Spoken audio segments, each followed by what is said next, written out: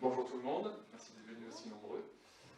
Alors je me présente rapidement, je m'appelle Arthur Bayon, je suis journaliste au Figaro et j'écris principalement sur la bande dessinée, donc je suis ravi d'être là aujourd'hui. C'est ma première intervention en public de ce type-là, donc tu vois, tu n'es pas seul, Marane. Et donc l'idée évidemment c'est de revenir sur cet album qui est sorti en début de l'année dernière, donc avec la dessinatrice, le scénariste ayant, comme vous l'avez compris, pas pu venir, mais il y aura sans doute plein de choses à raconter malgré tout. Donc, je vais peut-être commencer par vous, Marane. Est-ce que vous pourriez peut-être vous présenter? Donc, je sais que vous venez d'Arménie et que vous avez grandi là-bas avant de venir vous installer à Angoulême en France. Est-ce que vous pouvez me parler un petit peu de votre parcours et de ce qui vous a emmené à Angoulême, étudier la bande dessinée pour devenir dessinatrice de bande dessinée alors que vous veniez d'Arménie? Merci. Je suis arménienne et ça fait 7 ans que je suis venue à Angoulême directement pour faire mes études spécialisées en bande dessinée. Ce n'est pas du tout développé en Arménie, la bande dessinée, donc je ne connaissais pas. J'ai fini mes études aux Beaux-Arts à Yerevan, dans la capitale, et un jour, il y a eu le premier festival de la bande dessinée à Yerevan, organisé par un groupe de Français, et aussi Jean Mardican, qui est le cofondateur du festival de la bande dessinée d'Angoulême. Il était venu avec un groupe d'artistes pour faire donc le premier festival d'Arménie. Et c'est la première fois où j'ai découvert la bande dessinée et ça m'a complètement séduit. Je me suis dit, il faut que j'apprenne le français et que je vienne faire mes études à Angoulême. Et ça fait 7 ans, donc j'ai fini mes études il y a 2 ans. Et pour l'instant, je suis restée là-bas à Angoulême. D'accord. Et du coup, par curiosité, vous aviez un peu appris le français quand même à Yerevan? J'avais appris un petit peu à l'école, mais c'était à un niveau très basique. Quand je suis venue en France, je comprenais aucune blague. C'était un peu triste à la J'étais très perdue un peu. Ça m'a pris 2 ans, je pense, pour pouvoir faire des blagues après. Souvent on dit quand on arrive à faire des blagues dans une langue, c'est qu'on commence à la maîtriser. Donc du coup, en Arménie, si j'ai bien compris, vous ne connaissiez pas vraiment la bande dessinée en tant que médium. Non, pas du tout. Vous n'aviez pas de lecture particulière, peut-être quand même un intérêt pour l'illustration, pour les affiches, pour le dessin, le graphisme en général? Tout à fait, je voulais faire animation. C'était la chose la plus proche que j'imaginais faire. Mais après, j'ai compris que je veux faire, dans la bande dessinée, ce qui est bien, c'est que tu peux faire tout toi-même. Donc, j'ai préféré être chef de tous les domaines. D'accord. Est-ce qu'aujourd'hui, je peux vous demander de façon assez générale quelles sont vos bandes dessinées favorites? Parce que j'imagine qu'en étudiant en Angoulême, vous avez été immergé là-dedans, vous avez dû lire beaucoup de choses, rattraper beaucoup de choses. Qu'est-ce qui aujourd'hui un peu vous a marqué en termes de coup de cœur, peut-être même récemment? Il y en a tellement qui m'ont inspiré de différents moments. J'en ai beaucoup, vraiment. Le premier auteur qui m'avait beaucoup marqué pour le dessin, surtout, c'était Jorge González, un auteur argentin, j'aimais beaucoup. Et en ce moment, je lis un peu tout, mais en ce moment, je suis en train de lire Posy Simon. J'aime beaucoup. J'en ai vraiment beaucoup, c'est un peu difficile, mais je lis surtout des romans graphiques, je dirais. Après, je suis ouvert à tout, mais c'est ce que je lis le plus souvent. D'accord, merci. Donc, si j'ai bien compris aussi, vous avez commencé à travailler sur la bande dessinée qui nous intéresse en parallèle de vos études, du coup avec Laurent-Frédéric Bollé au scénario. Comment vous avez embarqué dans cette histoire-là, alors que même vous étiez étudiant et pas forcément du coup opérationnel pour aller sur le marché du travail? Non, pas du tout. J'étais étudiante donc en dernière année à l'école, à l'ESI, donc aux Beaux-Arts d'Angoulême, et je travaillais en tant que libraire pour le stand de Glénat pendant le festival de la BD d'Angoulême. Et c'est là où j'ai rencontré Franck Marquin, un éditeur de Glénat, à qui j'ai montré mes dessins, mon portfolio. C'était juste pour avoir un retour, parce que j'avais aucune même imagination que je peux avoir un contrat ou un projet à ce moment-là.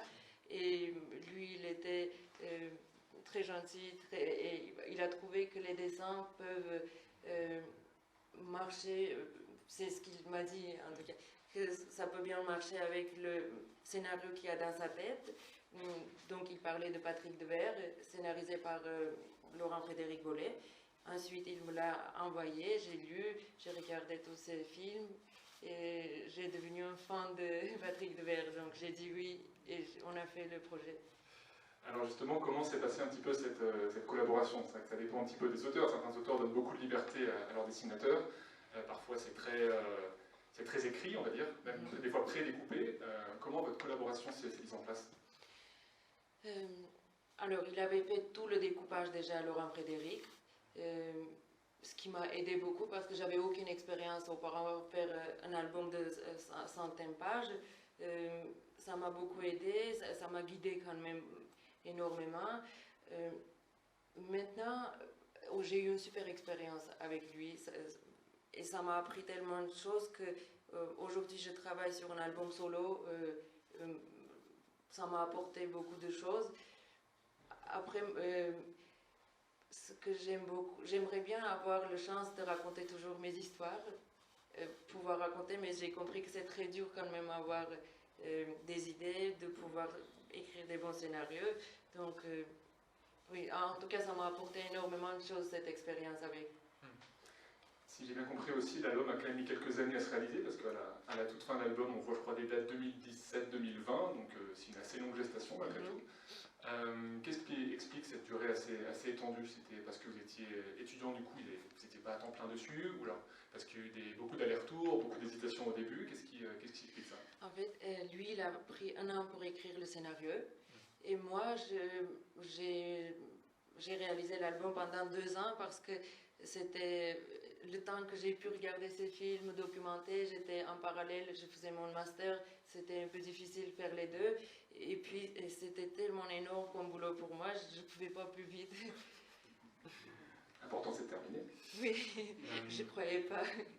Est-ce que vous avez quand même eu une influence sur le scénario? Est-ce que vous avez proposé des idées, parfois même à la marge, des idées de découpage, de cadrage, etc. Vous avez quand même eu ce genre de choses? Pas pour le scénario, parce que je respectais, il connaissait beaucoup mieux que moi.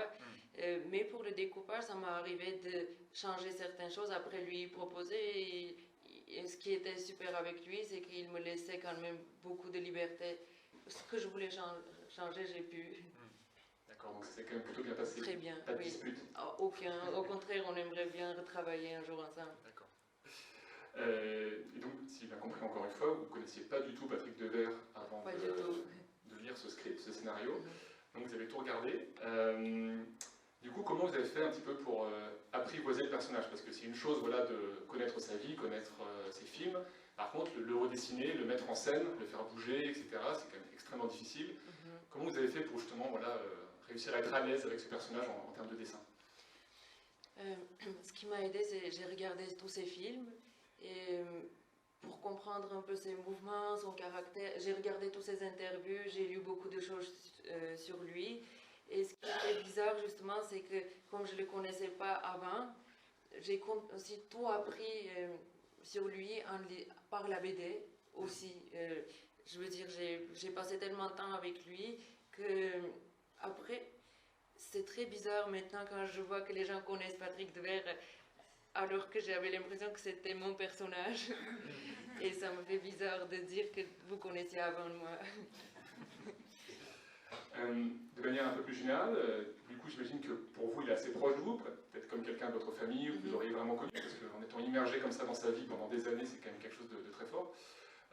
Quel regard vous portez sur sa vie, sur cette personne en tant qu'acteur et en tant qu'humain? En fait, Patrick Devers, je l'ai vu plusieurs fois dans mes rêves, mais il était un peu sorti de la réalité, il était devenu un peu une autre réalité pour moi. C'était bizarre. Aujourd'hui, c'est drôle, mais je n'arrive pas beaucoup à regarder ces films. J'ai eu besoin, j'ai même pas ouvert pas beaucoup de fois la BD. J'ai eu besoin de un peu détacher. Je pense que ça fait longtemps que j'ai vu aucun film de lui depuis. Parce que, oui, je pense que j'ai besoin un peu de me détacher pour regarder. J'étais très triste quand j'ai découvert sa mort par la bande dessinée.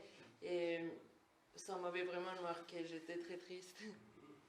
Est-ce que vous avez l'impression de l'avoir un petit peu compris? Parce que même la bande dessinée en tant que telle, quand on la lit, on voit qu'il est très difficile à saisir. Il est n'est pas du tout simple, et c'est tout le parti pris de cette bande dessinée, de raconter à la première personne, d'essayer de se mettre dans sa tête, de voir comment il fonctionnait, et en même temps, la bande dessinée assume le fait qu'il y a une part de mystère, en fait, que c'était une incompréhension pour beaucoup de gens qui l'ont connu, etc., qu'il menait sa vie tous les jours, le jour de son suicide, et finalement, boum, il a disparu. Et est-ce que vous avez l'impression quand même de l'avoir un peu compris, ou d'avoir été suffisamment proche de lui pour savoir ce qu'il a amené à mener sa vie et à suicider à la fin? Vous avez l'impression d'avoir des clés de compréhension de tout ça?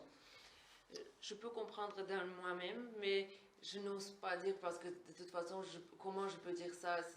Ça peut être complètement faux, je ne me permets pas de dire. En vrai, je me dis peut-être tout ce qu'on pense ce n'est même pas vrai.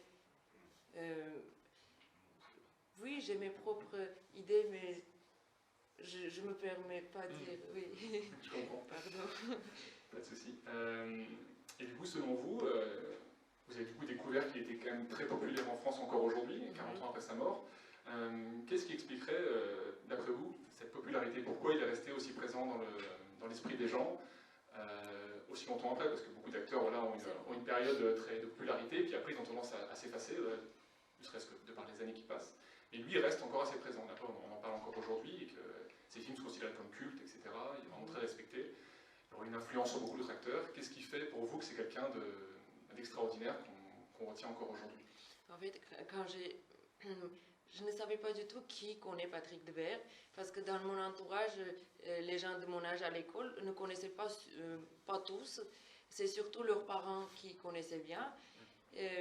Et quand je dédicaçais après la BD, j'ai vu que c'était surtout les gens de tranche d'âge entre 40 et 70 qui venaient pour se faire dédicacer. Et je me suis dit, ils parlaient tous avec un tel enthousiasme sur lui. Ils n'avaient pas oublié en fait du tout. J'ai l'impression que ça incarnait un peu leur jeunesse.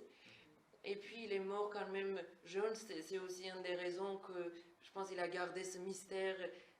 La jeunesse, tout le monde le voit dans lui. Et il était rebelle un peu, cette image qu'il dégageait. Et tout le monde, souvent on m'a dit, je me voyais bien dans son caractère.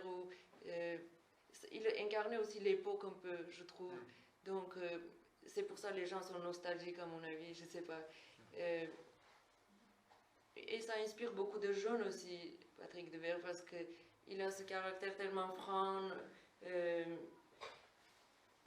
rebelle, très honnête, très sincère, même dans ses rôles. Du coup, il joue pas trop. On sent qu'il est toujours sincère, je trouve. Donc, peut-être c'est ça le raison. Merci. J'en profite, Alexandre, si vous voulez intervenir, n'hésitez pas. Là, j'ai pas de questions spécifiquement pour vous, mais si vous voulez, j'interromps. J'écoute. Pas de souci. On va peut-être passer un petit peu au dessin en tant que tel. D'ailleurs, j'ai dû mettre une planche qu'on visualise un petit peu votre dessin. Hop. Et donc, est-ce que vous pouvez me parler un petit peu des outils et des techniques utilisées pour arriver à ce rendu-là? Quand j'ai montré le portfolio à Franck Marquand, donc l'éditeur, il voyait qu'il imaginait tout de suite la bande dessinée dans ce style. Et moi, ça tombait bien parce que j'étais plus à l'aise qu'avec autres matériaux, avec outils. Et je dessine toujours, pas toujours, mais pour cette BD, j'ai dessiné au crayon noir, crayon simple, crayon à papier. Ensuite, je scanne les planches et je fais les couleurs numériques et je mets derrière la calque de crayonné pour un peu peut-être, pas cacher le côté numérique, mais c'est mon technique. Ouais, c'est vrai que quand on regarde, le numérique ne saute pas aux yeux. C'est vrai qu'il y a des bandes dessinées très très belles, mais on voit bien que c'est une patte numérique, c'était vraiment fait par ordinateur. Là, en effet, il y a quand même un rendu qui fait artisanal, et qui, j'imagine, en effet, se prête bien à ce type de bande dessinée biographique, qui raconte une histoire en plus qui se passe dans le passé.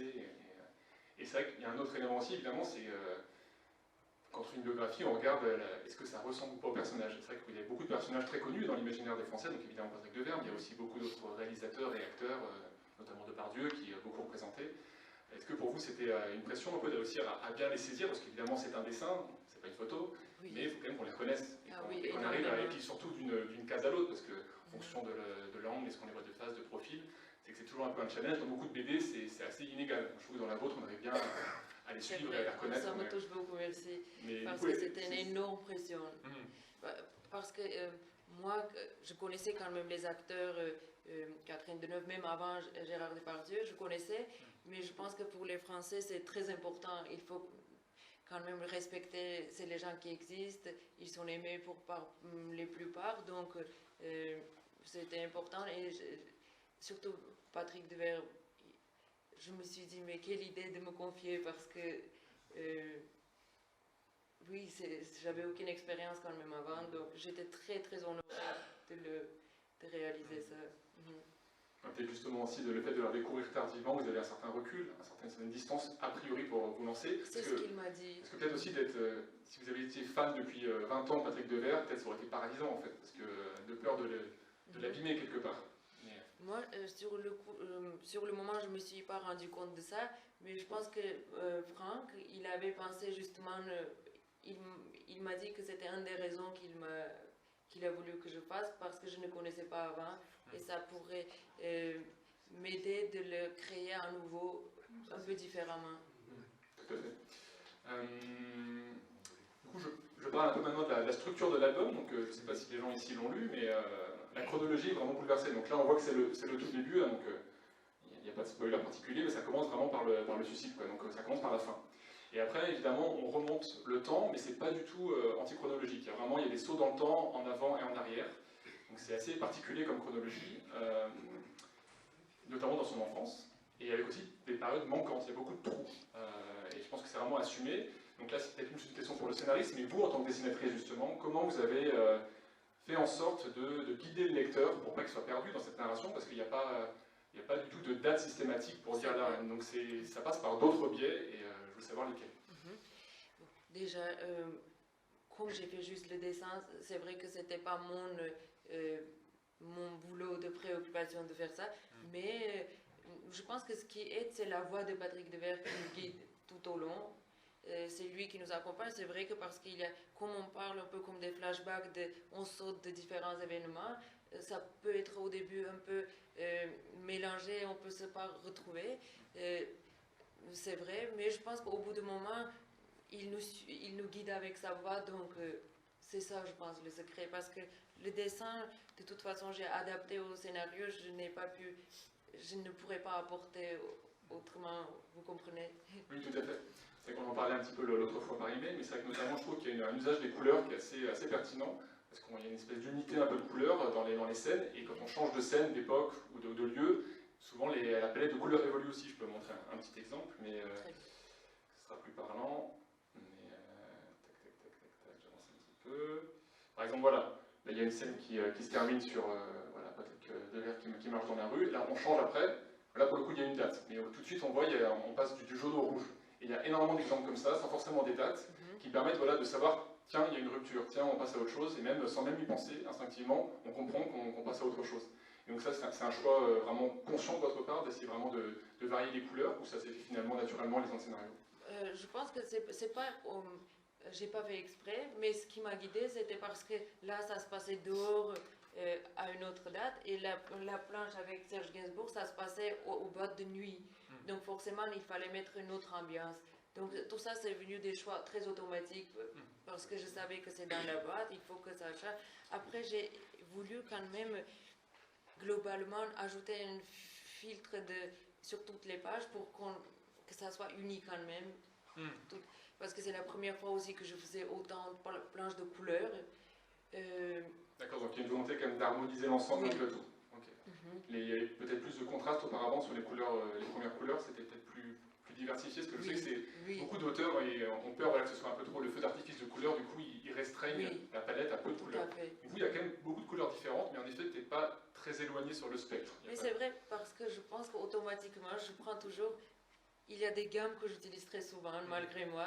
Donc parfois j'essaie justement de ne pas utiliser, mais je sentais comme ça. Et puis je m'inspirais beaucoup au film de ces années-là, années 70. Et je ne sais pas si vous avez remarqué, il y a souvent des ocres dans le cinéma, Claude Sautet. Et en général, il y a beaucoup d'ocre dans des couleurs un peu chaudes comme ça. Donc je me suis inspirée pour montrer l'époque par mes planches.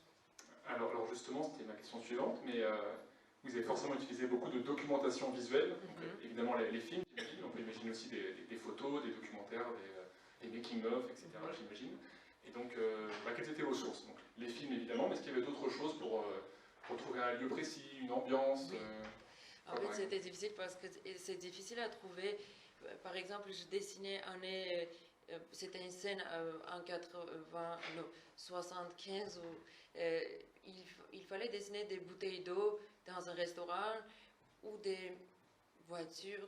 Après, les voitures, c'était plus facile peut-être à trouver, mais les bouteilles d'eau, comment elles étaient, il fallait vraiment beaucoup se documenter pour chercher des trucs sur Google ou par différents films pour essayer de voir la boîte de nuit, par exemple. Éviter les anachronismes, des marques qui n'existaient pas à l'époque ou des choses comme ça.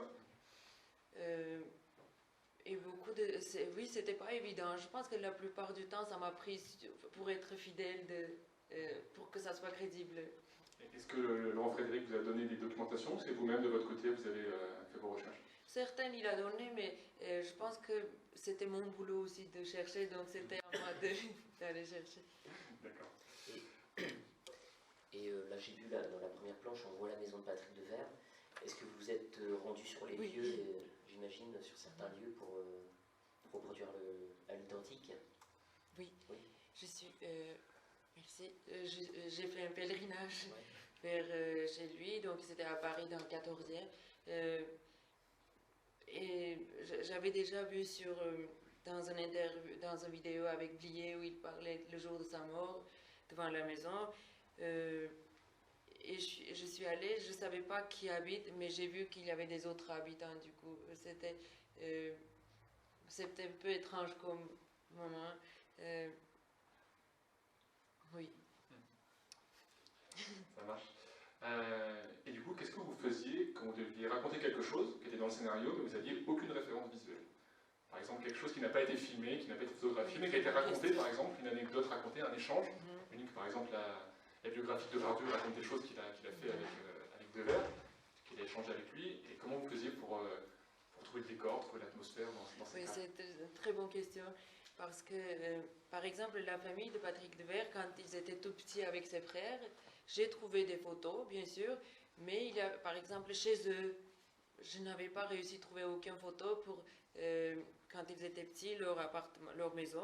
Donc j'ai pu imaginer, il y a 2-3 pages où j'ai imaginé l'ambiance de chez eux, ses petits frères. Il n'y avait pas beaucoup de photos non plus de tous ses frères à différents âges, donc j'ai confié à mon imagination pour. Mais c'est assez difficile quand même de se permettre de changer beaucoup de choses. Surtout des choses personnelles comme ça, quand on raconte les histoires de famille, on a envie d'être au plus juste évidemment, parce que ça participe de la compréhension aussi du personnage. Il y a des gens de sa famille qui sont vivants, je veux dire, ils peuvent se voir dans la bande dessinée, c'est très personnel. Et du coup, quels étaient, c'est peut-être en partie la réponse, mais quels étaient vos plus gros défis en matière de dessin? Qu'est-ce qui était le plus dur à dessiner, ou le plus paralysant, ou juste techniquement le plus difficile? Je pense qu'on sent bien que Patrick Devers sera vivant dans la bande dessinée, qu'il soit pas... C'est vrai que je me suis inspirée pas mal de photos, de vidéos, mais je voulais qu'on sente qu'il vit un peu... C'était le plus dur pour moi. D'accord. Je reviens sur la couverture, donc je ne l'ai pas malheureusement sur mon PDF, mais on la voit derrière moi. Comment vous avez décidé de cette couverture? Est-ce qu'il y a eu plusieurs choix possibles, des réflexions, des hésitations? Qu'est-ce qui a fait que vous êtes arrêté sur ce dessin-là précisément? Dès le début, je savais que... En fait, dès le début, j'imaginais son portrait. Je n'ai pas hésité, c'était l'image qui était venue dans ma tête tout de suite. Et puis, j'ai fait une première petite esquisse, j'ai envoyé à l'éditeur, Franck, et Laurent Frédéric. Il a dit ah, tu es presque. Et donc j'ai retravaillé, et le deuxième, il a dit c'est bon. On voyait tous les deux, je dis tous les deux parce que Laurent Frédéric, il nous laissait plus le choix de couverture, il faisait plus confiance, c'était plus Franck et moi qu'on décidait. Et surtout, ce que je voulais faire aussi, c'était l'ombre et la lumière que j'ai marqué. son côté aussi, un peu le mystère qu'on n'a pas découvert jusqu'aujourd'hui. Et je voulais qu'on aperçoive très peu de détails sur le côté ombre. Mais j'ai vraiment... C'est pas souvent pourtant que j'ai l'idée... C'est très dur de faire une couverture, je trouve. Juste, c'était pas basé sur une photo particulière, c'était vraiment une construction de votre part Oui, j'ai regardé pas mal de photos, bien sûr, mais l'idée c'était... non, je l'ai fait. Okay. Non, c'est sûr que évidemment le côté un peu clair-obscur, ça sous-entend déjà évidemment qu'il y aura une volonté de saisir le personnage, qui est un peu insaisissable justement, sa part d'ombre aussi, sa part de lumière, parce qu'on l'avait dit, moi honnêtement je ne connaissais pas extrêmement bien cet acteur, et c'est vrai que voilà, on le voit un peu dans tous ses aspects, son aspect un peu fou, un peu justement qui se réfrène pas, qui est très, en effet très sincère, très honnête dans ses démarches, et c'est vrai que ça c'est quelque chose qui ressort bien dans la BD. On voit ces moments où il est tout en haut, tout en bas, et des fois la bascule se fait très rapidement, quoi. Et c'est vrai que je trouve que la couverture représente bien ça. En même temps, en gardant une forme de sobriété, parce que malgré tout c'est une couverture, c'est compliqué de saisir une scène précise, c'est quelque chose d'un peu d'ambigu justement, qui soulève des questions, qui intrigue, et c'est un peu le but d'une couverture aussi. Merci. Moi je la trouve aussi. Merci. Je reviens un petit peu sur une case, vous en avez parlé aussi par mail, à Saint-Brieuc, je me posais la question, est-ce que c'était une vue de Saint-Brieuc réelle, ou est-ce que c'était quelque chose que vous aviez un peu imaginé, ou en mélangeant plusieurs sources? Je crois que c'était par là. C'est cette case. C'est celle-ci, oui. Oui, c'est une vue de Saint-Brieuc. Je sais, regardez, il y en a qui disent oui et non, mais en fait, ce que j'ai fait, je n'étais jamais venue à Saint-Brieuc, j'ai tapé sur Google Saint-Brieuc et j'ai tombé sur le port. C'est le port de Saint-Brieuc. Je ne sais pas où m'a ramené le Google, mais c'était le port de Saint-Brieuc. Vous voyez, regardez, j'ai même fait des petits ports de bateaux. C'est vrai qu'on connaît les bateaux. C'est vraiment le... J'ai même vérifié, c'était vraiment Saint-Brieuc. Ça marche, ouais. Moi j'ai bien reconnu l'esprit évidemment du port de Saint-Brieuc, j'avais juste un doute sur le pont, je ne suis pas sûr de quel pont c'était, mais c'est peut-être juste que l'angle de prise de photo, moi, qui m'a un peu perturbé, parce qu'évidemment quand on est au niveau du sol, c'est peut-être exactement le même. Il n'y a pas un pont? Si, bien sûr, il y en a plusieurs. Il n'y a pas ce type de pont? Alors, ce type de pont, si, mais j'avais un doute justement sur quel pont c'était. Je ne sais pas si les gens vous avez... Vous savez? C'est lequel? C'est le pont Magellanier. Ah oui, moi je... Ah, merci beaucoup. Le pont de Pierre. Le pont de Pierre. Le pont Pierre, merci. Mais on a remarqué qu'il y a une route là à droite du pont de Pierre qui n'existe pas pour le coup. Ah, il y a un petit peu de fantaisie, il y a peut-être une route qui a été Mais ajoutée. c'est la route qui est collée au bâtiment. Bon, on ira tout vérifier. Il faut aller pour... On s'est dit non. Le pont Patrick, on va appeler ça comme ça. Pont Patrick. Bon, j'étais quand même obligé d'en parler parce que c'est... Non, c'est très bien. Parce que moi, quand j'ai reçu ton mail et tu m'as demandé cette question, j'ai eu très peur. Est-ce que vous êtes allé vérifier? J'ai vérifié Non, c'est tout de bien. suite et j'ai trouvé, j'étais très fière. Mais il y a aussi une autre vue de Bretagne. Ça aussi, j'ai vérifié. Voilà. C'est vrai finalement, il y a assez peu de moments en Bretagne, parce qu'il a beau être né à Saint-Brieuc, il n'a pas beaucoup vécu en Bretagne finalement dans toute sa vie, donc il n'y a pas tant que ça d'éléments, mais comme on est aujourd'hui à Saint-Brieuc, j'étais obligé de... C'est pas celui-ci par contre. Non, c'est ça. C'est ça. Voilà. En fait, ce que j'ai fait pour cette image, c'est que j'ai tapé Google Maps, j'ai pris le petit personnage. Quoi? C'est la pointe du rat, non? C'est la pointe du Rhin. Mais je l'ai pris le petit personnage et je l'ai mis en Bretagne. Parce que c'était pas, justement, ça parle pas de Saint-Brieuc, c'était en général en Oui, tout à fait. Non, Donc je me suis dit, je vais aller là où j'ai envie en Bretagne. Ah, c'est vrai que cette image-là, dans l'imaginaire des gens, je pense que ça fait Bretagne, hein, clairement. Ah bah oui. Je vais du coup prendre quelques autres planches, parce que c'est vrai qu'on a le PDF sous les yeux, c'est dommage de ne pas en profiter, mais c'est compliqué de parler en même temps que de se promener sur la BD, mais je vais prendre une autre planche, comme on a un petit peu le temps. Hop. Voilà, c'est celle-ci que je vais reprendre. Je crois que je vous en avais parlé aussi un petit peu en amont, mais je trouvais ça amusant. J'ai pensé tout de suite en voyant cette scène-là que voilà, ça m'évoquait la règle des 180 degrés au cinéma. Je ne sais pas si vous la connaissez ici, là, comme quoi, quand on a deux personnages qui parlent au cinéma, on trace un trait entre les deux, et la caméra n'est jamais censée passer d'un côté et de l'autre du trait. Elle doit toujours se promener sur cette zone de 180 degrés des personnages. On ne va pas passer d'un côté et de l'autre. pour une question de cohérence et pour ne pas dérouter le spectateur. Et donc cette règle est appliquée par exemple dans cette scène-là. Donc on voit qu'en effet on est toujours du même côté des personnages, et voilà, c'était pour là c'est différent parce que c'est... Pour une question de direction de regard. Oui, tout à fait. Et du coup je voulais savoir, est-ce que c'était un choix conscient? Est-ce que c'était parce que vous connaissiez cette règle du cinéma, ou est-ce que c'est en termes de narration que c'est le plus logique de procéder ainsi? Je connaissais la règle, et puis comme j'ai regardé beaucoup de films, bon, ça on voit tout de suite. Donc, si, je savais, c'était conscient. D'accord. Il y a encore beaucoup de films aujourd'hui ou de séries télé qui ne la respectent pas. Oui, c'est vrai. Parfois c'est gênant, ça peut sortir de la scène, on ne sait plus exactement où on se trouve. C'est vrai, mais les cinémas de cette année-là, c'est toujours respecté, je trouve. Oui. Ça a dû aider du coup. En tout cas, de ne pas oublier. Je vais prendre une autre planche que je trouve intéressante, peut-être plus en termes aussi de graphisme cette fois. Donc on a parlé de Gérard Depardieu, on va le voir. Attendez.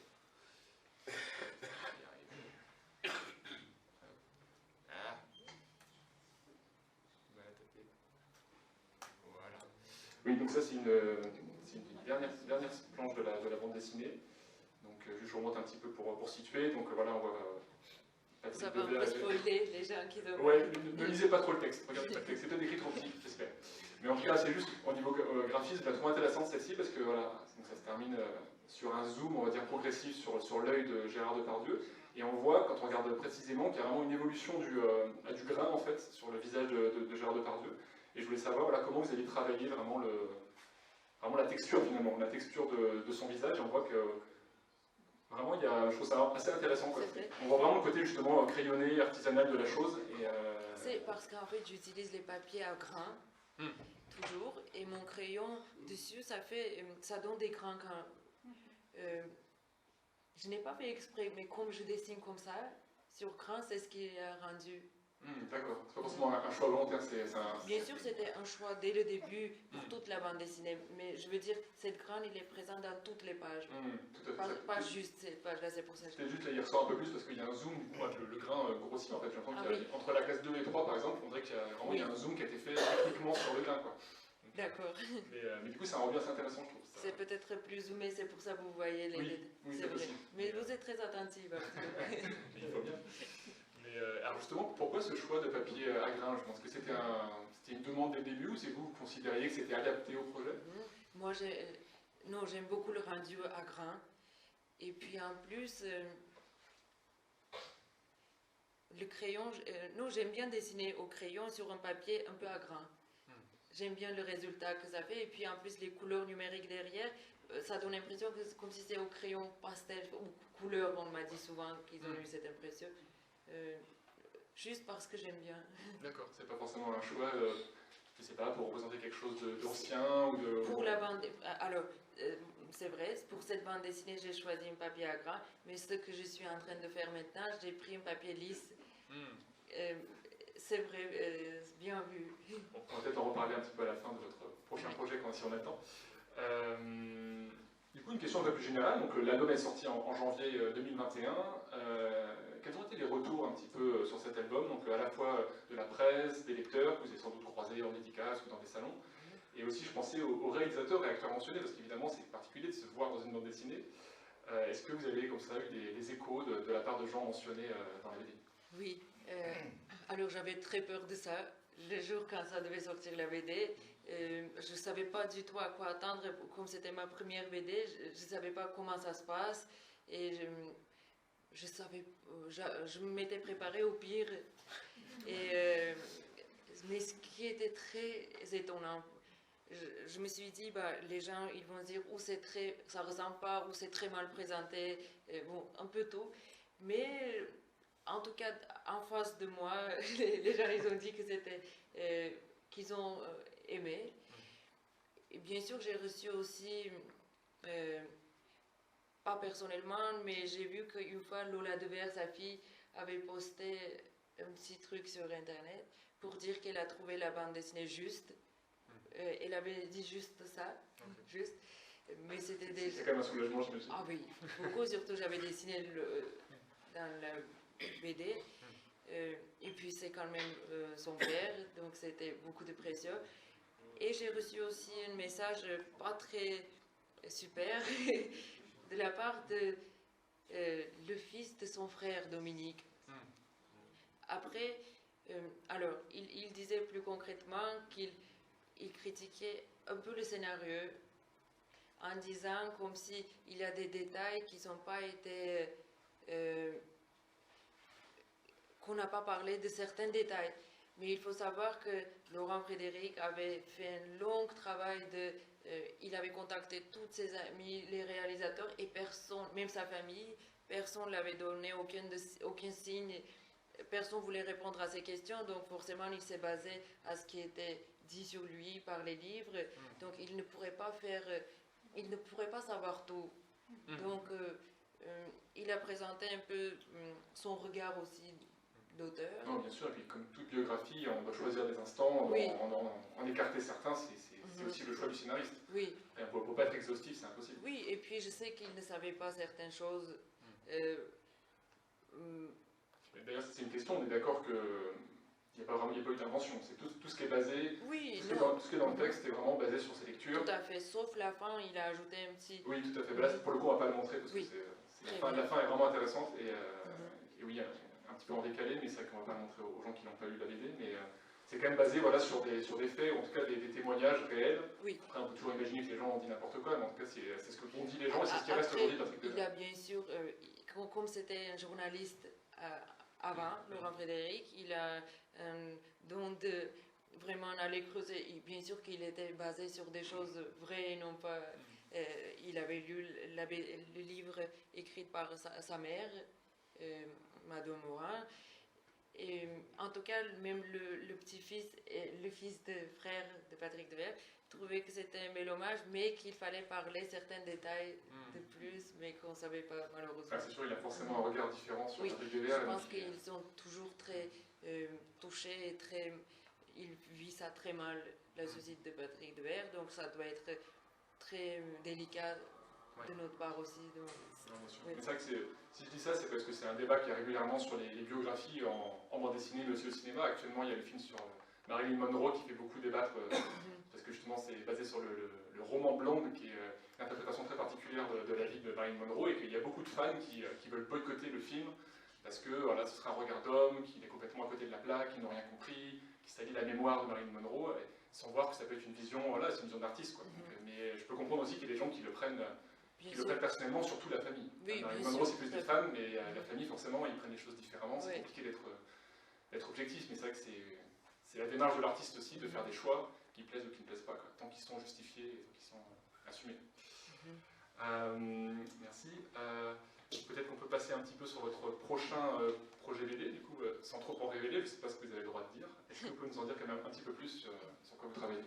Alors, donc après ce projet, j'ai eu une idée de scénario pour la première fois et je tenais beaucoup j'aime bien raconter mes histoires parce que en fait, malgré le fait que ça se passe très bien avec un scénariste, ça ne peut pas être parfaitement ce que tu ne peux pas tout faire parce que tu dois respecter le parti scénario de scénariste. Donc cette fois-ci, j'étais contente de pouvoir faire un peu tout, changer comme je peux tout.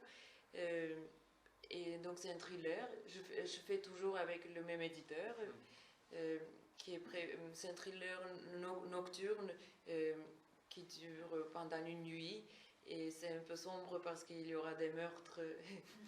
Et ça se passe à Saint-Brieuc. Non, je rigole.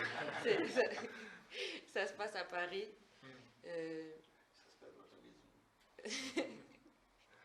Un homme soixantaine. Peut-être on n'en dit pas plus, mais en termes de graphisme, du coup, c'est du papier lisse. Qu'est-ce qui sera différent de cette bande dessinée-là? Est-ce que vous allez quand même reprendre un petit peu le même trait, ou est-ce que vous allez prendre des parties prix graphiques différentes? Alors, je vais garder le même technique, donc je vais pareil dessiner au crayon sur papier, je vais scanner. Cette fois, j'ai choisi un autre papier parce que je trouvais que ça allait mieux avec mon histoire, pour faire certains détails. Après, comme je dessine, c'est quand même mon style graphique. Ce qui sera différent, c'est que c'est les personnages que j'ai inventés, ils n'existent pas. C'est peut-être ça qui est un peu moins de pression de les faire, qu'on les reconnaisse. Mais globalement, ça sera dans le même style d'univers. J'imagine quand même le challenge sera sur toutes les scènes de nuit, vu que ça se passe de nuit. Est-ce que la gestion des ombres, des éclairages, de la lumière, c'est quelque chose qui est quand même aussi qui est très particulier en bande dessinée. Est-ce que vous avez l'impression voilà, que c'est un challenge pour vous aussi de faire ça, ou est-ce que vous êtes très à l'aise au contraire, c'est quelque chose qui vous plaît beaucoup, les films noirs, les clairs-obscurs? Ouais, j'aime beaucoup le jeu de lumière et ombre, donc c'est très passionnant, j'adore, je prends beaucoup de plaisir de faire ça. Et sur l'aspect scénario découpage, est-ce que c'est compliqué? Parce que du coup, vous avez plus le patronage de Laurent Frédéric, mais oui, vous avez quand même beaucoup appris à ses côtés. Donc ça découle assez naturellement, on va dire, le découpage, ou est-ce qu'il y a quand même beaucoup de questionnements? Aussi la structure, évidemment, la structure du scénario. En fait, c'est vrai que c'est difficile, mais je suis très remerciante à Laurent Frédéric, parce qu'il m'avait montré comment découper vraiment, comment faire chaque étape à son temps. Et ce qui est super aussi, c'est que mon éditeur, c'est quand même mon premier critique. Et j'aime bien, j'envoie, dès que j'ai quelques pages là j'ai fini le storyboard, là je finalise déjà, j'ai fait 60 pages finies. Et à chaque fois, quand je fais des dizaines de pages, je l'envoie et on en discute. Et ça m'aide beaucoup parce que je pense que je suis dans une étape où j'aime bien qu'il me guide un peu. Oui, j'imagine que c'est toujours intéressant d'avoir des échanges au fur et à mesure, plutôt que de travailler en ermite pendant des années, puis livrer. C'est une grosse pression, pas savoir si ça va plaire ou non. Là, au moins, au fur et à mesure, on peut réajuster, on peut en discuter. C'est vrai que pour tout travail personnel, c'est toujours bien d'avoir un regard, un recul sur ce qu'on fait. Mais peut-être une question un peu plus générale sur le statut d'auteur ou d'autrice. C'est vrai que la bande dessinée en France, c'est connu pour être un métier assez précaire, assez compliqué. Beaucoup d'auteurs font d'autres choses à côté, travaillent pour soit d'illustration, parfois de la publicité, parfois de l'animation. Vous, est-ce que vous en vivez aujourd'hui? Ou est-ce que c'est encore compliqué? Ou est-ce que vous faites d'autres choses à côté pour... Alors, j'en vis, mais c'est très compliqué. Alors, de temps en temps, ça m'arrive faire des illustrations à côté, ou je peux avoir une aide de création artistique, où j'anime des ateliers de temps en temps, ateliers de bande dessinée avec les enfants. Ça m'aide, mais c'est vrai que vivre avec ça, juste, c'est pas facile du tout. Après, aujourd'hui, c'est vrai que c'est une question générale. On n'est pas très... Quand tu compares, parce qu'on présente ça, on dit que c'est une avance pour faire un livre, mais c'est vrai qu'on ne dit pas que c'est un salaire. On ne considère pas comme un salaire. Du coup, c'est difficile à toucher même SMIC. Oui. Oui, surtout que sur une avance, voilà, après, on a 1, 2, 3, 4 ans à tenir avec cette avance-là. Donc, selon la durée du projet. En fait, le problème, c'est que si tu veux en vivre bien, je ne sais pas, je dis mon avis, après chaque auteur dira le sien, mais souvent ce qui arrive, c'est que les auteurs veulent avancer vite pour pouvoir pour que si tu sépares, divises l'avance par chaque mois, ça te reviendrait plus si tu finis. Oui, bien sûr. Oui. Mais forcément, tu peux pas aller... Moi, j'aime bien quand... Je peux pas aller plus vite, en fait, que ce que je peux. Donc là, pour cette BD, je vais mettre, je pense, un an et demi. Mais je peux pas aller plus vite, donc... voilà. Je sais pas si j'ai répondu. Si, tout à fait. Mais c'est qu'après, c'est le début de votre carrière, donc c'est compliqué d'avoir du recul, justement, sur un peu l'économie de la bande dessinée, parce que vous avez qu'une bande dessinée à votre actif en fait, France. moi, je peux juste dire que si tu veux un roman graphique, de toute façon, j'ai l'impression que tu ne peux pas gagner énormément si tu n'es pas une star. Oui. Et je pense qu'aujourd'hui, il y a certaines personnes qui gagnent très bien, mais c'est que des stars, ce qui marche vraiment très bien. Et les autres, ils doivent trouver d'autres choses à côté quand même, je pense. Et c'est vrai souvent on voit les chiffres nationaux des ventes de bande dessinée en France qui sont d'année en année qui augmentent, il y a une croissance, mais c'est vrai que ce qu'on dit moins, c'est que la production explose. Donc en fait, s'il y a globalement un chiffre d'affaires qui grimpe de 5-10% par an, mais qu'il y a 2 fois plus d'auteurs qu'il y a 10 ans, forcément le gâteau à partager, ça fait des parts plus petites. En fait, j'ai toujours pas compris qui gagne le plus dans cette histoire. Il faudra en parler avec les éditeurs, les libraires, les distributeurs de toute la chaîne, mais c'est vrai que clairement les auteurs, a priori, sont ceux qui gagnent le moins. Voilà, C'est le distributeur qui gagne. oui, distributeur, ouais. Donc voilà, très bien. Du coup, est-ce que vous seriez intéressé à écrire sur votre pays d'origine, l'Arménie? Très bonne question. Parce que vous avez participé du coup, au premier festival, c'était en 2010, c'est ça, non? À l'époque? Oui, j'avais 15 ans, je sais plus. Attendez, oui. Je crois que... Je ne sais pas si le festival a continué d'année en année. Non, c'est arrêté. Il s'est passé deux festivals. Après, ils n'ont pas eu de financement pour continuer, malheureusement. Mais du coup, est-ce que vous aimeriez soit retourner là-bas pour faire un album, soit peut-être venir fabriquer un festival ou faire des ateliers avec d'autres auteurs? Parce que c'est vrai que du coup, maintenant que vous êtes peut-être formé en France, fait une bande dessinée, vous êtes un peu dans le milieu, est-ce que ça vous intéresserait, peut-être pas tout de suite, mais plus tard, de revenir en Arménie pour partager un peu tout ça, cette expérience? Alors, vraiment, ça me touche tes questions parce que j'ai déjà commencé. Il faut toujours décider qu'est-ce que tu vas faire après cette BD. Il faut toujours te projeter un peu pour le futur. Et j'ai déjà commencé à écrire pour un scénario. Je dévoile peut-être un peu trop, mais même Franck, il ne sait pas encore. J'ai pas encore parlé avec lui. Mais ça sera sur l'Arménie, en fait, mon futur après cette histoire nocturne. L'autre, la prochaine.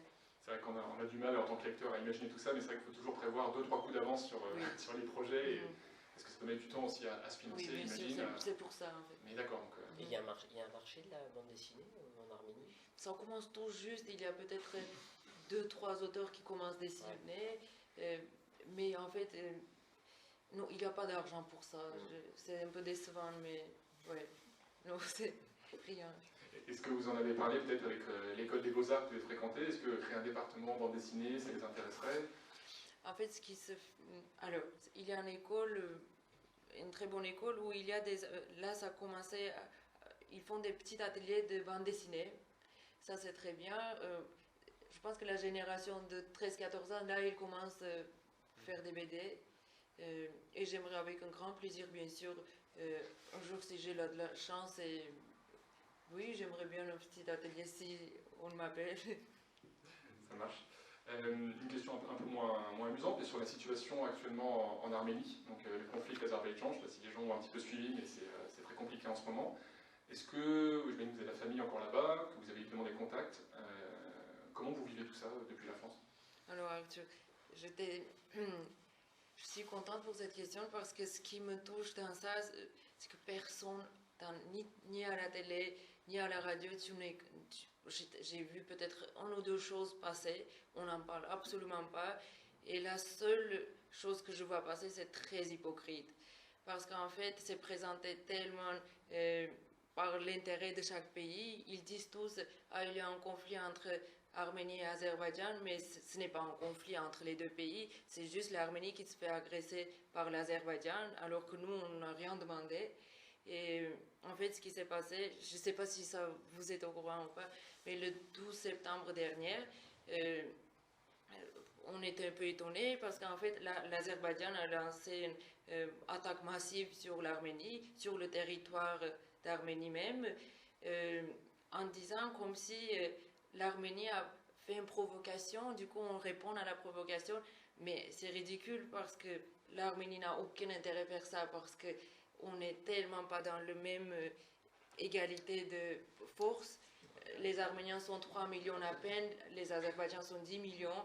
Ils ont pétrole, ils ont beaucoup d'argent, l'arme financée. Ils ont leurs potes turcs qui, en fait, ils sont très amis et ils les financent. Ils ont l'arme fournie par les Turcs. Nous, on est très mal placés par rapport sur la carte.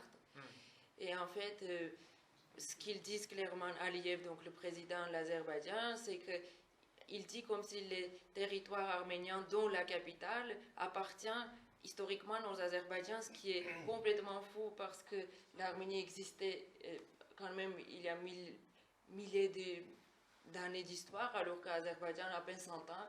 Donc c'est juste, en fait, ils se nourrissent avec une haine et des propagandes de mensonges contre les Arméniens. Et en fait, ce qui me rend très triste, c'est que personne n'en parle. Et Non, c'est sûr, j'ai vu passer quelques reportages, mais c'est vrai qu'on en parle au tout début, et après la situation perdure malheureusement, et il n'y a pas une couverture.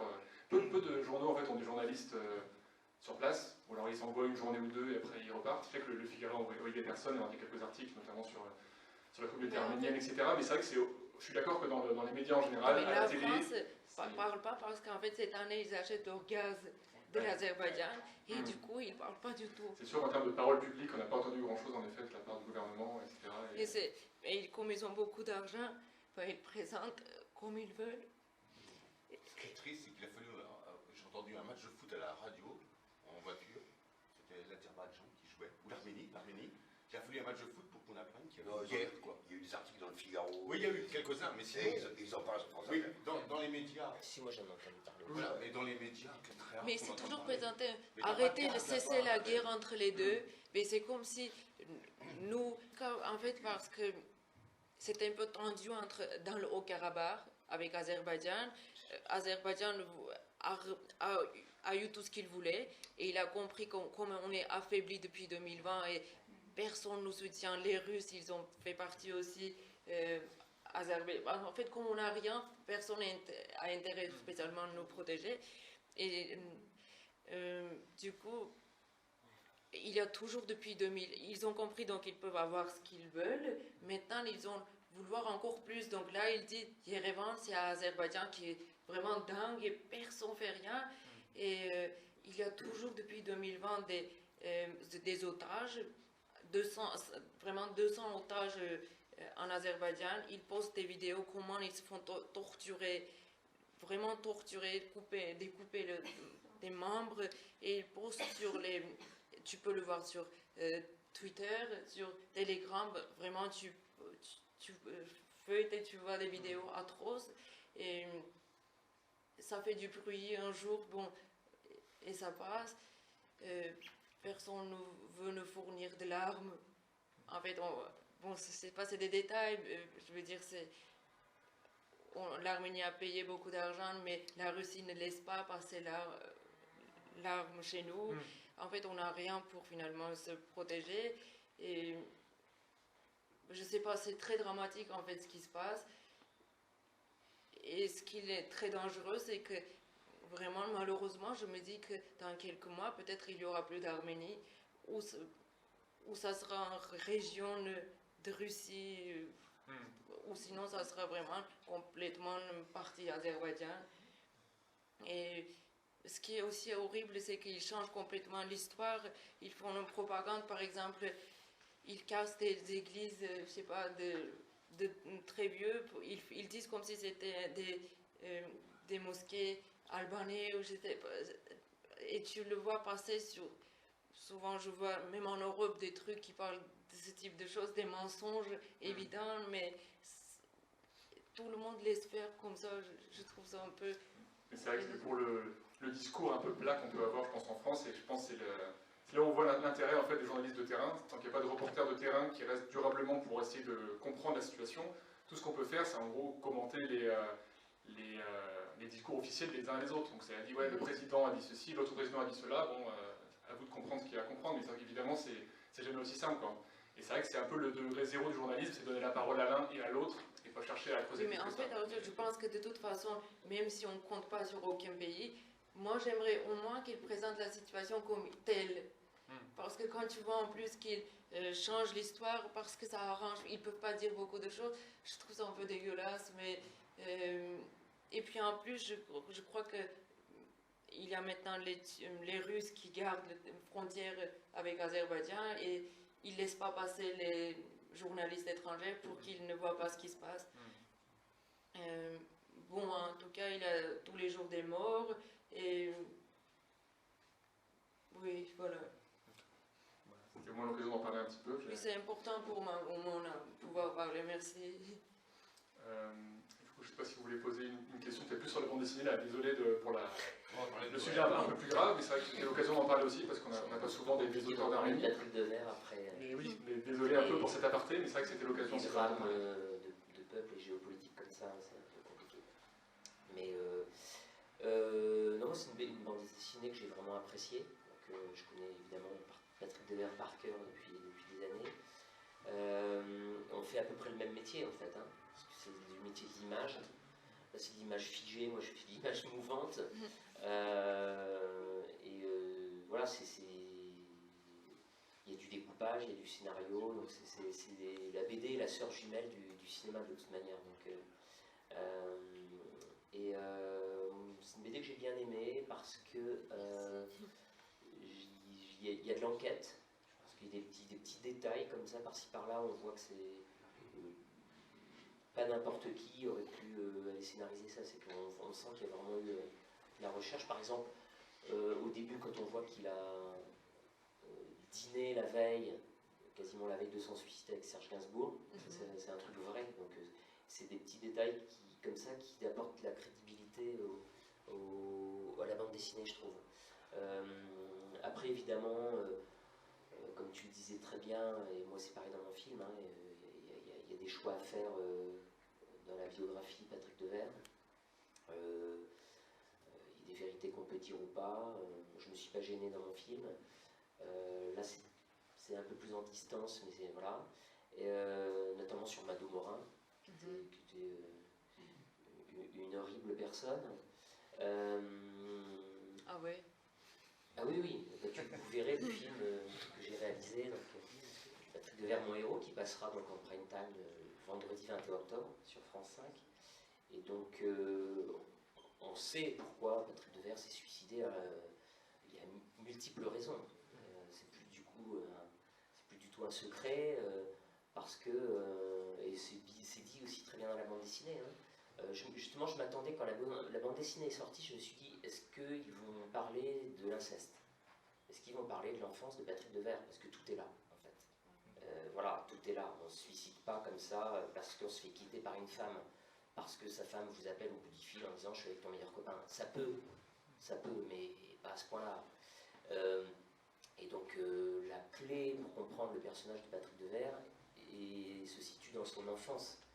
Donc ce sont les viols répétés qu'il a subis de la part de son beau-père. Alors moi je ne le dis pas non plus dans le film, c'est pas dit là non plus, c'est suggéré dans mon film, mais en voyant le film, pour ceux qui l'ont vu hier, on sait que c'est lui. Je pensais que c'est quelqu'un de la famille, mais je C'est savais quelqu'un de pas. la famille, mais c'est le beau-père. Et Mado Morin était au courant, elle le voyait, elle assistait, elle l'a couvert. Toute la fratrie est passée. Et voilà, donc... Et c'est ça que j'ai apprécié quand la BD est sortie. Évidemment, on parlait de l'inceste, et ça c'est très bien. Et alors, c'est poétiquement dit, et c'est vrai que Patrick Devers le disait à beaucoup de gens, hein, et il l'a dit à Depardieu. Et cette scène qui est très belle, je ne sais pas si ça s'est passé comme ça, mais c'est ça aussi là, c'est de prendre un élément et d'en faire quelque chose d'un peu plus poétique que la réalité. Et cette scène où ils sont sous les étoiles pendant les valseuses, et qu'en gros il est en train de lui dire, bah voilà, je me suis fait violer. Et du coup ça explique aussi dans la BD qui est Patrick Devers, et ça c'est bien, parce que si ça n'avait pas été dit dans la BD, ça aurait été à nouveau une frustration de plus. Et donc c'est bien. Moi j'ai eu des retours sur la BD, parce que du coup je connais aussi beaucoup la famille de Patrick Devers. Sota, qui est sa première femme, donc il a connu au Café de la Gare, je ne sais pas si elle est dans la BD, Sota, et qui m'avait appelé en me disant, ah Alexandre, t'as vu, il y a une BD, tu la lises, je l'avais déjà lu évidemment, et donc elle a beaucoup apprécié la bande dessinée. C'est vrai. Ouais. Lola également, elle m'a dit il y a une très belle bande dessinée. Alors Lola elle est très pudique, donc voilà, de la part de Sota, j'avais trouvé ça, voilà, qu'elle valide quelque part la bande dessinée, alors elle a été la femme de Patrick Devers. Et en plus je l'ai dessinée, donc c'est... Ouais. Et donc, non, je la trouve vraiment, c'est un beau dessin. Et je trouve que justement, c'est compliqué dans la bande dessinée, c'est frustrant, parce que ce qui est le plus difficile, enfin je sais pas, tu vas peut-être me dire que c'est pas vrai, mais je trouve que le plus difficile dans la bande dessinée, c'est le mouvement, c'est de donner du mouvement. Hergé ou Franquin ont été les dieux du mouvement, et on voyait voilà, on les voit tous bouger, et je trouve que dans cette bande dessinée, le mouvement est dans les yeux, c'est-à-dire qu'on voit les personnages bouger en fait dans leur regard, et il y a beaucoup de regards dans cette bande dessinée, et je trouve que Les regards de Patrick Devers parlent d'eux-mêmes. Devers, il suffit de le regarder, en fait, on voit son âme. Et en fait, c'est ça que j'ai beaucoup aimé dans cette bande dessinée. C'est très touchant ce que tu dis. C'est le regard, en fait. Merci beaucoup, Alex. On voit le regard de Gainsbourg, on voit le regard de Patrick Devers. En fait, on a l'impression qu'ils vivent et qu'ils nous parlent et on les voit vivants.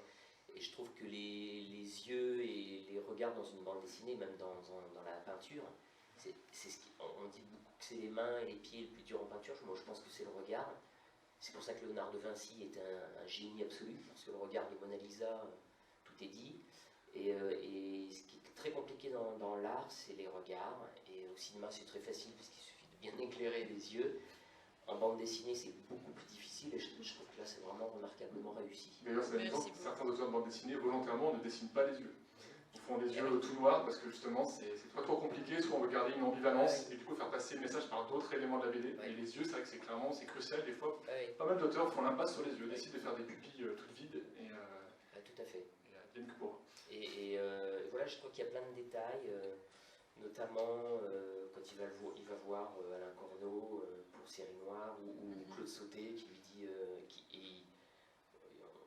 ce jour-là, il avait la moustache, et Claude Sauté lui avait dit, il avait prié pour que Devers, il avait imaginé sans moustache pour un mauvais fils, et le hasard a fait, et pourtant Devers ne s'était jamais rasé la moustache de sa vie, et il arrive au rendez-vous sans moustache. Ce matin-là, il s'était rasé. Et il ne savait pas que Claude Sauté rêvait d'un personnage sans moustache. Et il arrive au rendez-vous et Claude Sauté découvre Patrick Devers sans moustache. Il s'est dit, bah là, je lui file le rôle en fait.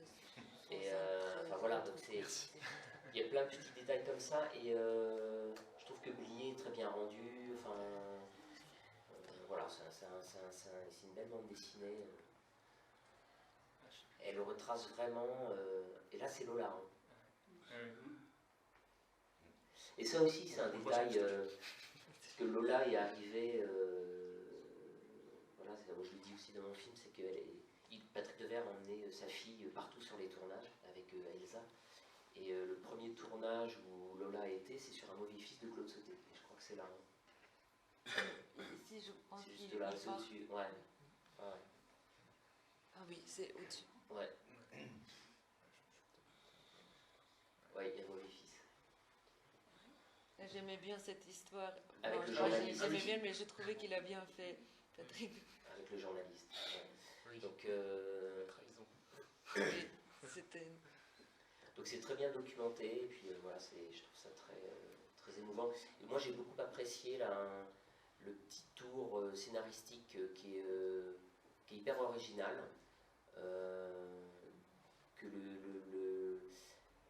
parce qu'on se pose tous la question, si Patrick Devers n'était pas mort.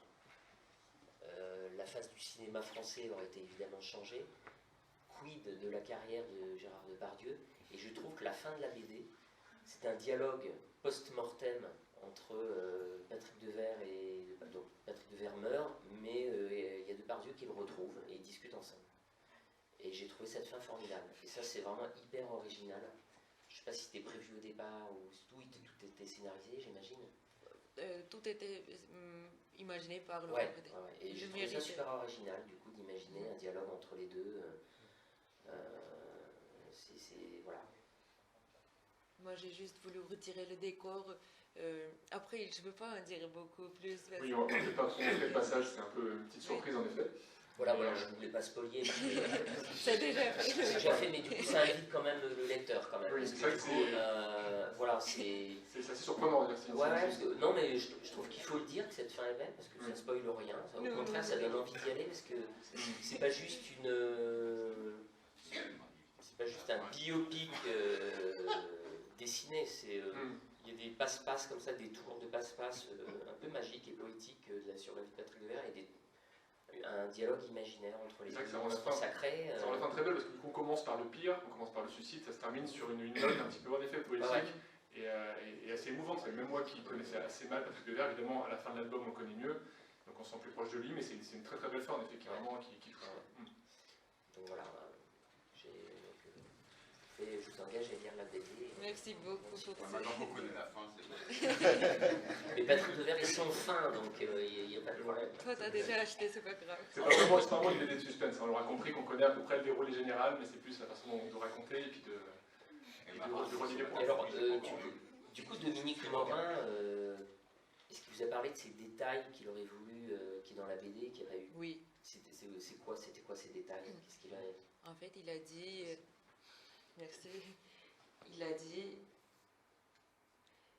Quand, en fait, à la fin de sa vie, quand il jouait Edith et Marcel, apparemment, son producteur le droguait. Et nous, on ne parle pas de ça. Son producteur le droguait? Est-ce que j'ai bien dit? Oui. Ça veut dire que c'est lui qui voulait... Alors, j'ai le message toujours. Ouais. Mais il disait comme si le producteur lui fournissait la drogue pour que... mais on n'en parle pas, on ne savait pas. Comme s'il était... un des raisons aussi qu'il prenait de la drogue. Mais alors que moi, je croyais qu'il avait arrêté à la fin de sa vie, je crois. Non, il a jamais arrêté, mais... Après, ouais, j'ai jamais entendu parler, moi, de cette histoire. J'ai eu pas mal de versions, mais... Il a dit ça, et puis il n'avait pas aimé le moment où on parle de viol. Ouais, forcément. Parce que c'est douloureux pour leur famille. Parce qu'il lui-même a été victime, donc j'imagine que... C'était le fils de Dominique. C'était le fils, pardon, le fils de Dominique, ouais. Oui, oui, tout ça. Parce que, justement, moi, c'est vraiment ce qui nous oppose, parce que moi, Lola Devers voulait absolument qu'on sache que son père avait été violé. Que moi, le but de mon film, quand j'ai voulu refaire un film sur Patrick Devers, j'en ai fait un autre il y a très longtemps, c'était justement de parler de cette enfance, enfin d'apporter la vérité et de savoir pourquoi ce type-là avait eu un tel destin. Et Lola m'a dit, ah oui, et je lui ai dit, est-ce qu'on dit tout? Parce que moi, on va pas rester à nouveau sur une frustration en se disant, mais pourquoi Patrick Devers s'est foutu en l'air, il était fou en fait. Non, non. Et Lola m'a dit, ah mais oui, c'est le but. Donc je veux qu'on dise que mon père s'est fait violer de 5 ans jusqu'à 17 ans. Donc oui, on va le dire. Et donc voilà, alors il y en a qui cherchent encore à cacher la vérité, mais là maintenant c'est mort. Mais, je suis bloquée parce que je ne savais pas. Oui. Ouais. J'ai une question, pourquoi ça a mis autant de temps à sortir? Eh bien parce que Mado Morin, sa mère, était encore en vie jusqu'à... je ne sais plus quand est-ce qu'elle est morte. Dernièrement, il y a quelques années. 2012 ou 13, je ne sais plus. Ouais, même peut-être 2014, enfin je sais pas. Parce que moi je l'ai très bien connue, Mado Morin, et bon, elle avait beau me raconter ce qu'elle voulait. Enfin, j'ai coupé les ponts du jour vraiment où j'ai su tout ce que j'ai su. Mais avant je la côtoyais, je ne savais pas trop. Et quand j'ai rencontré Lola, qui m'a tout dit, parce qu'elle détestait évidemment sa grand-mère, enfin voilà, et du coup en fait le Mado Morin avait construit une espèce d'hyper forteresse qui renfermait tous les secrets de famille, et attention à ceux qui voulaient s'en approcher, sous peine de menaces de procès ou je sais pas quoi. Mais, donc Lola m'a dit c'est pas grave, on va attendre qu'elle meure. Voilà. Et puis voilà. Je ne sais pas s'il y a d'autres questions dans la salle. Je peux passer le micro au besoin. Mais c'était un secret polichinelle, hein. C'est-à-dire que dans le milieu du cinéma et du visuel, tout le monde se savait, et Patrick Devers en parlait. C'est-à-dire que Depardieu l'a su, il l'avait écrit dans un bouquin. Hein. Oui, ça c'est mentionné dans la BD, mais voilà. c'est vrai que c'est quand même surtout dans la BD, moi en analysant, je connaissais assez mal son histoire, on voit que c'est un élément crucial, mais c'est pas directement dit, il a été violé, il s'est suicidé, mais c'est une somme de choses, et on devine qu'en effet c'est sans doute la plus importante. Ah bah oui. Mais voilà, on mentionne les éléments sans forcément dire c'est pour ça, c'est à cause de ça, mais vu que ça se termine là-dessus, et que c'est quelque chose qui revient en effet, à plusieurs moments il le dit même d'un ton presque badin, on a l'impression quoi. Et en fait tu sais, c'est terrible quoi, mais en même temps s'il dit quelque chose d'aussi fort à plusieurs personnes, c'est forcément que ça a besoin de sortir. Villiers le savait, moi il me l'avait dit il y a très longtemps, Lelouch le savait, enfin tout le monde le savait en fait, tout le monde le savait. Enfin ceux qui étaient assez proches de lui, parce qu'il le disait, hein. Évidemment, Lola a su tous les détails, hein, scabreux, parce qu'il avait tout dit à sa femme, hein. Patrick Devers il s'était confié à sa femme, il avait raconté toute son enfance, donc voilà, Mado Morin essayait de faire pleurer le monde entier parce qu'une fois que son fils est mort, elle avait une telle culpabilité que son fils est devenu un dieu, mais malheureusement, bon voilà. Mais alors il y a eu les viols, mais il y a eu aussi la recherche du père, et ça c'est bien dit aussi dans la BD. Parce que ça c'est un fait marquant dans la vie de Patrick Devers, c'est que Patrick Devers, son père n'était pas son père, c'était le seul de la fratrie à ne pas avoir le même père. Et un jour, Dominique, son frère, lui a dit, mais tu sais, au fait, t'as pas le même père que nous, c'est pour ça, parce qu'ils étaient tous blonds, hein, sauf Patrick Devers. Donc, tu sais, en fait, t'es pas notre frère, t'as pas le même père. Et Devers, il avait 17 ans, et à 17 ans, il découvre ça, il va voir sa mère qui lui dit, mais non, oui, en fait, oui, c'est pas ton père. Donc il lui dit, bah montre-moi, t'as des photos. Et elle lui dit non, alors qu'elle en avait une bien planquée. Et elle a attendu que ce Patrick Devers meure, et 3 ans après, elle a écrit un bouquin de souvenirs sur son fils, avec une belle photo du vrai père. Donc Devers n'a jamais connu la photo de son père, alors qu'il a fait toute la Bretagne et tout Saint-Brieuc, en faisant du porte-à-porte avec Sota, pour essayer de savoir si on ne connaissait pas son père, si son père était encore vivant, si, voilà. Donc il y a eu ça, c'était un vrai choc, hein. Et ça c'est bien dit aussi dans le livre, où il fait du porte-à-porte.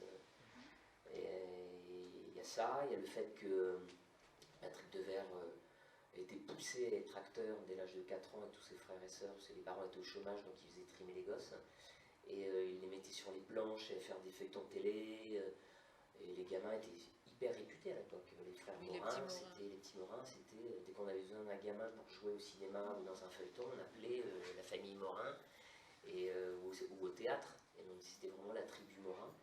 Mais c'était les Thénardier en fait, hein. Ils les bradaient quoi, enfin c'était mon fils de 12 ans, mon fils de 13 ans, mon fils de 8 ans, et c'était les frères Dalton en fait. Il y avait toutes les tailles, et Devers détestait ça, il avait peur, il n'avait pas envie, il était plus ou moins déscolarisé.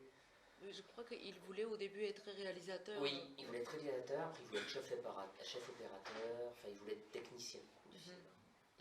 Et puis après il y a eu aussi ce que je dis dans le film, il le dit très bien, Devers, la rivalité entre frangins, c'est-à-dire que lui évidemment se sentait le plus mauvais de tous déjà. Ses frères lui dit crâner en disant tiens moi j'ai eu tel rôle et pas toi, enfin il y avait une ambiance ultra malsaine en plus comme ça qui régnait chez eux. Et puis les parents plus ont spolié leurs enfants, c'est-à-dire qu'à l'époque c'était pas comme maintenant où quand un mineur fait du cinéma, ben, l'argent est bloqué. Oui, ce que je vais dire aujourd'hui, ce serait infaisable de faire ça, de faire travailler les mineurs et en... Il a l'argent à sa majorité, voilà. Oui, voilà. À l'époque, tous les parents du coup ont gardé l'argent de tous les enfants et ont acheté une maison de campagne avec, et les faisait rénover les week-ends, la baraque. Et quand Devers a eu 18 ans, qu'il a dit maintenant stop, je m'appelle Devers, je peux avoir rien à faire avec vous, je suis pas un Morin, on m'a menti, on m'a violé, mais maintenant vous me rendez mon argent. Ils ont dit ben tu vois la maison là, ben, c'est là. Donc c'est de l'amendement Morin, ça oui, il y avait un amendement Morin suite à cette histoire où du coup la loi a exigé qu'à partir de là maintenant les mineurs seraient protégés. Et donc Devers a coupé les ponts avec sa famille. Il est devenu Devers en fait pour devenir comme sa Devers, grand-mère, quoi. je crois qu'il avait pris le nom de sa grand-mère. Oui, de son arrière-grand-mère. Oui, arrière. Ouais. Donc, et en fait tout ça a fait que il est une personnalité ultra fragile. Donc il y a le viol, mais il y a tout ça. Enfin, tout ça rajouté bout à bout, avec en plus une femme qui s'appelle Miu Miu, qui était son plus grand amour. Avec Coluche. Avec Coluche, enfin, qui l'a trahi aussi à la fin de sa vie. Tout ça a fait qu'il n'en pouvait plus en fait. Donc voilà. Et c'est bien dit aussi dans la BD, hein, le geste final de sa femme qui l'appelle, qui est avec Coluche. Enfin, l'enjeu de crypter l'identité de son père, puis de refuser de donner les photographies de son père, c'était quoi? Comme Mado Morin était quelqu'un d'ultra croyante et catholique, je pense qu'elle avait eu peur de fauter. Enfin, je pense que c'est ça, mais je pense qu'elle n'était pas bien nette surtout. Enfin, voilà, pour avoir été témoin d'années de viol sur ses enfants. Voilà, moi Lola m'a carrément dit, parce qu'elle a été voir sa grand-mère, hein, elle m'a dit maintenant je veux que tu me dises absolument tout ce qui s'est passé. Donc crache ton morceau, je veux tout savoir. Et il lui dit mais tu te rends compte, pourquoi t'as protégé ça? Et la réponse de Mado a été oui mais tu comprends, au moins il s'occupait des enfants et moi me laissait tranquille, j'avais la paix. Alors c'était ça. Bon, après, à cette époque-là, c'était une époque aussi, il y avait ce genre de choses dans les familles. Donc, c'était la réponse de Mado Morin. Il me laissait tranquille. Voilà, donc oui, on explique son suicide très facilement. Plus la drogue. Voilà, il y a eu la drogue parce que la drogue c'était quoi? C'était une échappatoire. Hein. Et au moins, il se droguait, il ne souffrait plus. Quoi. Ses rôles de paumé, enfin, il y a eu beaucoup de choses qui ont été marquantes, qui ont abouti au suicide. Il ne pouvait pas finir autrement.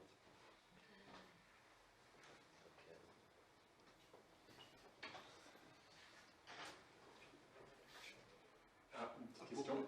À propos de l'amendement Morin, il y a eu également un amendement Coluche, une espèce d'ironie de l'histoire qui fait qu'ils se rejoignent dans la légalité. C'est-à-dire J'ai pas Je dis l'amendement Coluche aussi. Après l'amendement Morin, il y a eu l'amendement Coluche sur les dégrèvements d'impôts. Ah pour les œuvres caritatives. Ah oui. Hein? Oui. Donc voilà, il y a une espèce d'ironie qui... ironie. Oui. Oui, parce que du coup, le passage à l'acte de Patrick Devers, comme dans tout suicide, il y a un passage à l'acte. Il y a un moment où on se dit, bah, c'est maintenant, quoi. Et ce qu'a mis le feu aux poudres, et c'est bien dit aussi dans la BD, c'est ce coup de fil qu'a reçu Patrick Devers. Donc il est avec Claude Lelouch pour faire le film Édith et Marcel. Ils mangent ensemble au film 13, donc la maison de production de Claude Lelouch. C'est un vendredi 16 juillet, il fait beau. Ils mangent ensemble. Patrick Devers a fait des essais le matin au Bois de Boulogne avec Evelyne Bouix, parce que le lundi commence le tournage, donc ils ont fait des photos de presse ensemble, tout se passe bien, il est gai, et puis ils mangent ensemble, et il reçoit un coup de film au film 13, et il va voir Lelouch, il est blême, et il lui dit je rentre chez moi, j'ai une urgence, quoi. Donc je reviens tout à l'heure.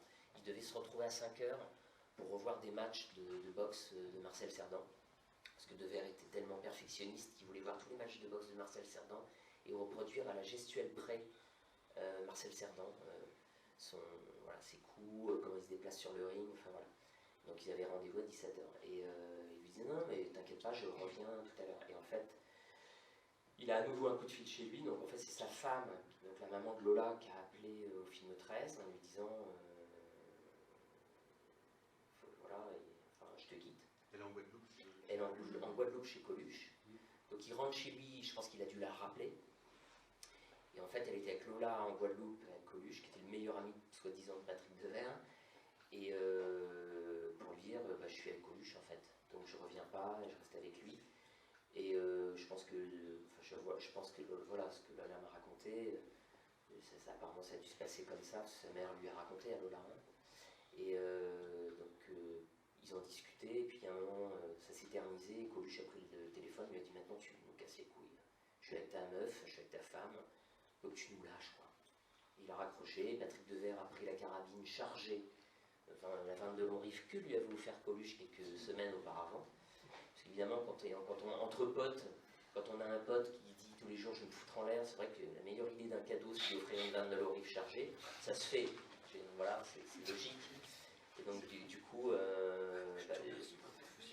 Patrick Devers avait toujours au cas où cette carabine chargée, et il n'a pas été chercher loin, il avait sous la main, on le voit dans la BD, et il s'est tiré un coup de feu dans la bouche. Et donc voilà, c'est ça. Camille, qui a été l'étincelle. Mais c'est pas Coluche qui a suicidé Patrick Devers. On ne peut pas l'accuser de ça, mais c'est ça qui a précipité les choses, quoi. J'ai juste, dans la lettre de le fils de son frère, il disait comme si Patrick Devers ne voulait pas jouer dans le film de... Oui, ça c'est vrai. C'est vrai. C'est vrai. En fait, Patrick Devers sentait pas du tout le film de Claude Lelouch. C'est bizarre parce que alors, maintenant, toujours l'histoire, et que Lelouch disait, moi il m'a dit, voilà, c'est dans mon film, que Devers adorait ce film, il allait faire un grand film, et quand on écoute Blier, qui était vraiment le meilleur ami de Patrick Devers, il l'avait vu la veille de son suicide, Blier, il n'aimait pas Lelouch, il n'aimait pas ses films, ça le faisait chier de faire ce film, il ne le sentait pas du tout. Alors peut-être que le film aurait été génial, hein. C'est possible. Mais voilà, et soi-disant qu'il avait arrêté de se droguer, et en fait il avait repris. Lelouch m'a dit non, il avait arrêté, mais Blier m'a dit mais non, il se copiait toujours, elle était sous héroïne, et voilà quoi. Mais ça le faisait chier de faire ce film-là. J'avais entendu, je vous ai dit il y a très longtemps, qu'il avait peur aussi de ne pas être à la hauteur physiquement. Oui, c'est vrai. Oui, c'est vrai. Oui, c'est vrai. Et, ouais, parce qu'il fallait une condition physique assez impressionnante. Mais d'après Lelouch, ils allaient s'entraîner tous les jours. Il allait s'entraîner avec un coach, c'est plus un grand boxeur. Et le boxeur était assez scotché par la condition physique de Devers. Donc, c'est ça qui était impressionnant chez Devers. C'est que c'est quelqu'un qui était quand même héroïnomane depuis des années. Et souvent, enfin, les drogués deviennent maigres, ça fesse, quoi. Et lui, il était une baraque. Donc c'était assez impressionnant, quoi. Et oui, c'est une force de la nature. Donc c'est une très belle bande dessinée, moi j'ai beaucoup apprécié. Moi j'ai vraiment été fasciné par les regards, les expressions, c'est assez rare en BD en fait. Je suis très flattée, merci. Non, mais non, merci. On va l'acheter. Lui. On arrive au bout, je crois, de notre heure et demie. Donc, si j'ai bien compris, on va justement vendre quelques BD au besoin. Peut-être les dédicacer. Avec grand plaisir. Voilà. Si Je pense qu'on va retourner la table et puis on va, enfin, gentiment. Et pour ceux qui veulent acheter les BD, ben, il y a un petit stock. Donc, je ne sais pas si vous voulez terminer, dire quelque chose pour terminer. Non, je suis juste très contente. Je suis très contente d'être ici. J'ai adoré Saint-Brieuc parce que j'étais invitée dernièrement pour le festival Parmar. Festival Bulle à croquer, excusez-moi. Bulle à croquer, c'était la première fois à Saint-Brieuc. Vraiment très chaleureux. Je pense que c'est mon festival préféré. Et j'ai hâte de sortir la prochaine pour revenir après. Bon, merci beaucoup d'être venu aussi aujourd'hui. Moi je vous remercie également, et puis merci à Saint-Brieuc, voilà, qui a permis un beau rayonnement, cette icône du cinéma français. C'est rare, je trouve, qu'une ville s'investisse autant dans un acteur, même un enfant du pays. Enfin, et vraiment bravo, parce que c'est pas tous les jours le cas. Vraiment bravo, et bravo à vous tous. Voilà. Et puis merci encore pour cette bande dessinée. Moi, ça m'a beaucoup. Je savais pas en fait que tu étais arménienne, et je trouve que le regard de quelqu'un qui n'est pas française, qui n'a pas la culture de cette époque des années 70, 80, et d'avoir mis le doigt comme ça aussi poétiquement. Merci beaucoup, Alexa. Autant compris Patrick Devers, qui, comme tu disais tout à l'heure, qui est quelqu'un de super complexe. Et là, vraiment bravo, quoi. Enfin, mon père, il aimait beaucoup Gérard Depardieu et il regardait beaucoup de films qui passaient à la télé. Donc c'était un peu aussi sa jeunesse aussi. Donc je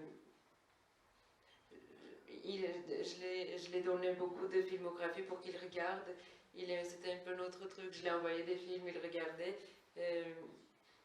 Oui, je pense que ça me fait un peu mieux connaître ces années-là.